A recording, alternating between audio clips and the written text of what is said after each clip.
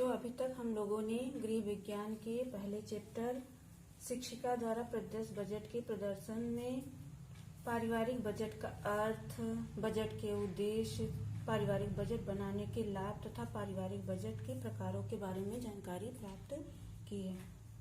अब हम लोग पारिवारिक बजट के सिद्धांत के बारे में पढ़ेंगे। पारिवारिक बजट के सिद्धांत में डॉक्टर एंजिल का सिद्धांत सबसे महत्वपूर्ण है। तो बच्चों, हमारा आज का टॉपिक है पारिवारिक बजट बनाने हेतु एंजिल का सिद्धांत।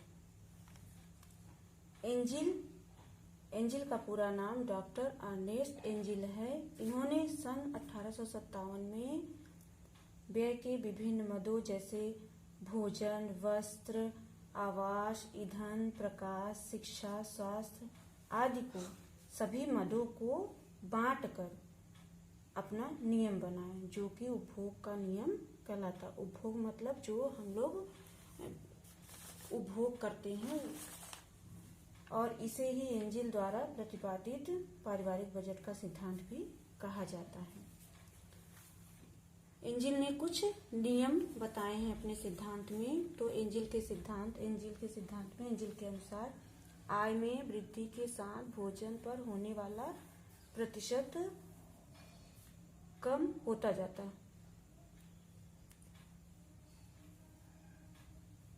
इसका मतलब है जैसे जैसे आय में वृद्धि होती है वैसे भोजन पर जो व्यय होता है वो कम होता जाता है, और जब आय कम रहती है तो भोजन पर अपेक्षाकृत अधिक व्यय किया जाता है।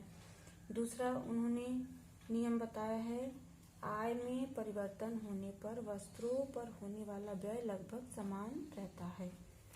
इसका ये मतलब है जैसे हमारा आय परिवर्तित होता है, जैसे हमारी आय में वृद्धि होती है वैसे हम अपने वस्त्रों पे व्यय ज्यादा करते हैं, और जैसे हमारे आय में कमी होती है वैसे हम अपने वस्त्रों पे व्यय कम कर देते हैं। इससे हमारा व्यय, जब आय कम होती है तो व्यय कम होता है, आय अधिक होती है तो व्यय अधिक होता है। तो इस दशा में आय के परिवर्तन होने पर वस्त्रों पे जो व्यय होता है वो लगभग समान रहता है। तीसरा उन्होंने नियम बताया है, आय घटने या बढ़ने पर आवास, प्रकाश व ईंधन पर व्यय का प्रतिशत लगभग स्थिर रहता है।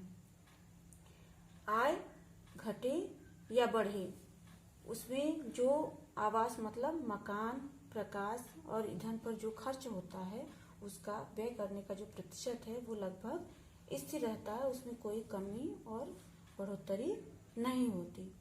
चौथा नियम उन्होंने बताया है, आय बढ़ने पर शिक्षा, मनोरंजन, स्वास्थ्य एवं व्यक्तिगत सेवाओं पर प्रतिशत व्यय में वृद्धि होती जाती है। जैसे जैसे आय बढ़ती है, एंजिल के अनुसार जैसे जैसे आय बढ़ती है वैसे शिक्षा और मनोरंजन, स्वास्थ्य पे जो हमारी आय का प्रतिशत अधिक होता जाता है, और जब आय कम होती जाती है तो व्यय का प्रतिशत कम होता जाता है, उस पे व्यय नहीं किया जाता है। अब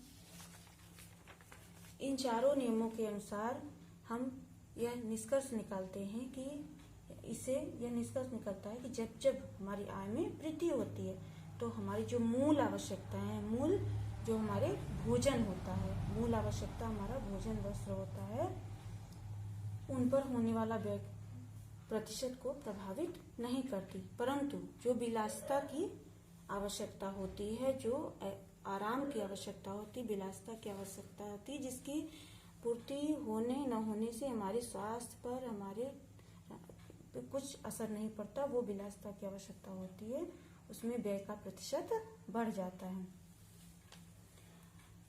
इसी तरह अब आगे डॉक्टर एंजिल ने पारिवारिक बजट बनाने के लिए परिवारों को 3 वर्गों में विभाजित करके बजट बनाया है, और उनकी आवश्यकताओं पर जो खर्च हुआ, जो व्यय किया जाता है, उनकी आय का कितना प्रतिशत व्यय किया जाता है उसके बारे में बताया है। एंजिल के इस सिद्धांत में उन्होंने तालिका द्वारा बताया है, तालिका द्वारा तीनों वर्गों को विभाजित करके उससे कौन सा वर्ग किस मत पे कितना अपनी आय का प्रतिशत खर्च कर रहा है उसको बताया गया है। इसमें बजट में पहले व्यय की मद, फिर परिवार जो समाज में वर्ग है, निम्न वर्ग यानी श्रमिक वर्ग, मध्यम वर्ग और उच्च वर्ग यानी धनी वर्ग, इनकी आय का वो कितना भाग किस पर व्यय करते हैं उसको दर्शाया गया है। इसमें पहला है भोजन। भोजन पर निम्न वर्ग जिनकी कमाई कम होती है वो निम्न वर्ग के होते हैं, वो अपनी पूरी आय का 60% भाग भोजन पर खर्च कर देते हैं, क्योंकि उनकी इनकम कम होती है और उनको भोजन की जरूरत तो उतनी ही पड़ती है जितना मध्यम और उच्च वर्ग को पड़ती है, बल्कि उससे ज्यादा उनको भोजन की जरूरत पड़ती है, क्योंकि वो मेहनत करते हैं। तो इसलिए वो अपनी आय का 60% भाग भोजन पर खर्च करते हैं।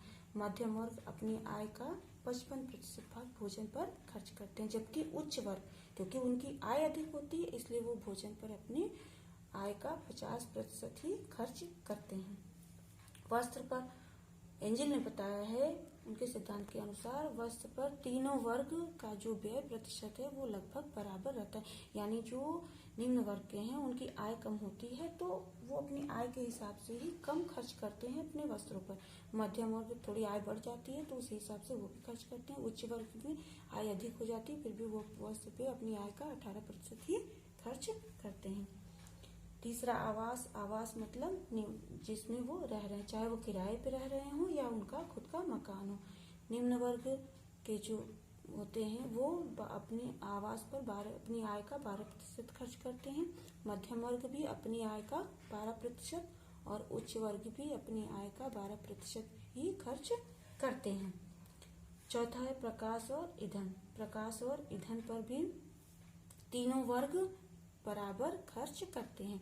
निम्न वर्ग उनके पास इनकम कम होती है उसी के हिसाब से वो 5% खर्च करते हैं। मध्यम वर्ग की उनकी आय में थोड़ी बढ़ोतरी होती है तो अपनी आय का 5% खर्च करते हैं। उच्च वर्ग जो अधिक इनकम होती है वो भी अपनी आय का 5% खर्च करते हैं।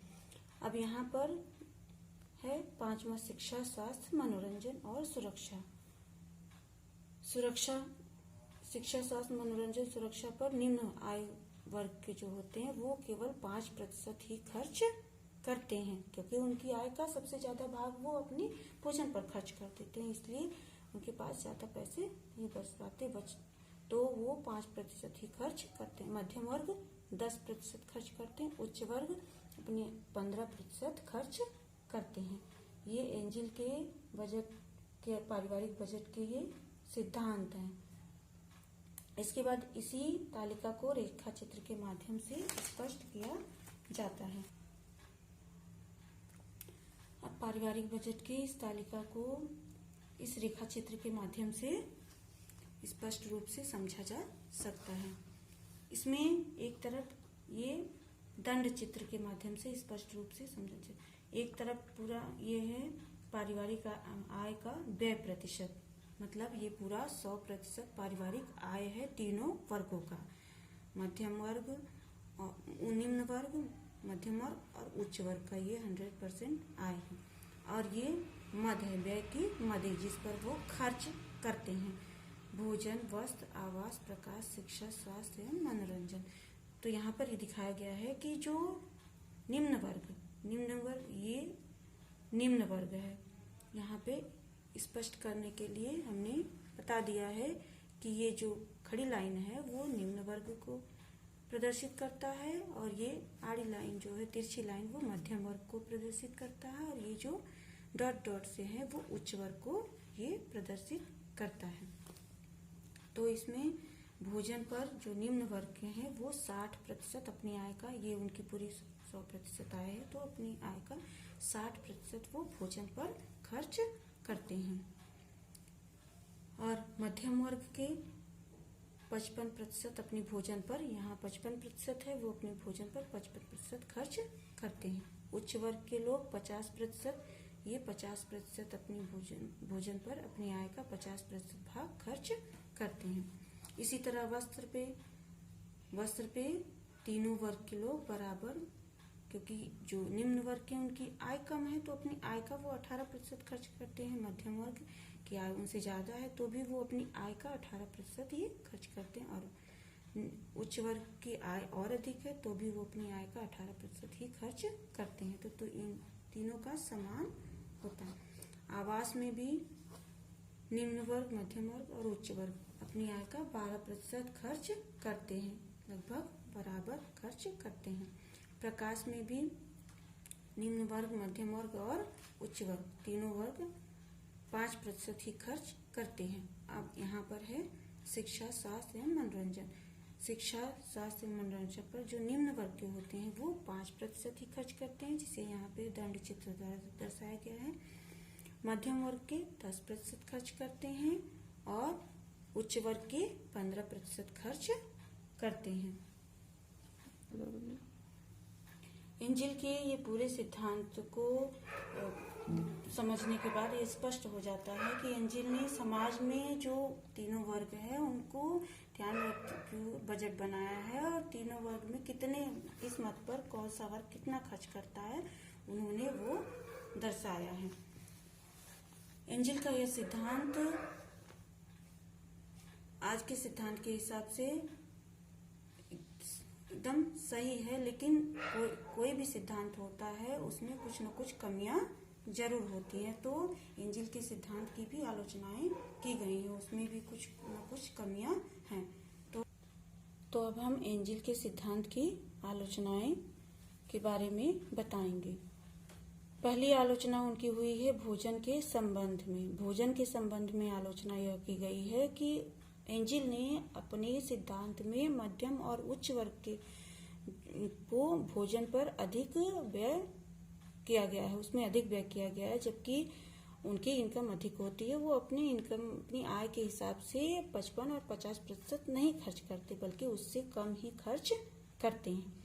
दूसरी आलोचना है आवासीय व्यवस्था। आवासीय व्यवस्था में मध्यम और जो उच्च वर्ग के परिवार हैं उनको कम व्यय किया गया, जबकि ऐसा व्यवहारिक रूप में नहीं है। आधुनिक युग में बड़े बड़े शहरों में जहां आवास बहुत महंगे हैं, वहां पे उच्च वर्ग और मध्यम वर्ग को अधिक पैसे ने खर्च करने पड़ते हैं, अधिक व्यय, आय का अधिक व्यय प्रतिशत खर्च करना पड़ता है।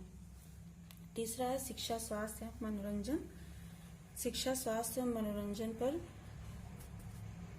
जो खर्च है वो भी जो मध्यम वर्ग हैं और उच्च वर्ग दोनों लगभग बराबर खर्च करते हैं।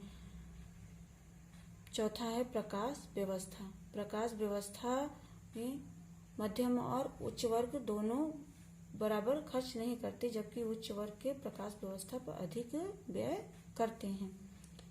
पांचवा उनकी आलोचना की गई है पारिवारिक बचत की अवहेलना। एंजिल के सिद्धांत में पारिवारिक बचत की अवहेलना की गई है, जो सबसे बड़ी कमी है। उनके सिद्धांत का सबसे बड़ा दोष यही है कि उन्होंने पारिवारिक बचत की अवहेलना की है। उनके पूरे सिद्धांत में कहीं भी बचत का कोई जिक्र नहीं है, जबकि सबसे अच्छा बजट वही माना जाता है जिसमें पारिवारिक बचत किया जाता है। बचत से हमारा भविष्य सुरक्षित रहता है। भविष्य में जो भी हमें जरूरत होती है उस पे हम बचत किए हुए पैसों को खर्च करते हैं। अतः निष्कर्ष रूप में यही कहा जा सकता है कि एंजिल का सिद्धांत सभी दृष्टिकोण से अच्छा है, लेकिन उनके सिद्धांत में कुछ कमियां भी हैं, जिससे वो व्यवहारिक रूप में अपनाया नहीं गया है। तो बच्चों, आज ये चैप्टर पूरा यहीं पर समाप्त होता है। कल की क्लास में हम लोग आगे के चैप्टर के बारे में चर्चा करेंगे।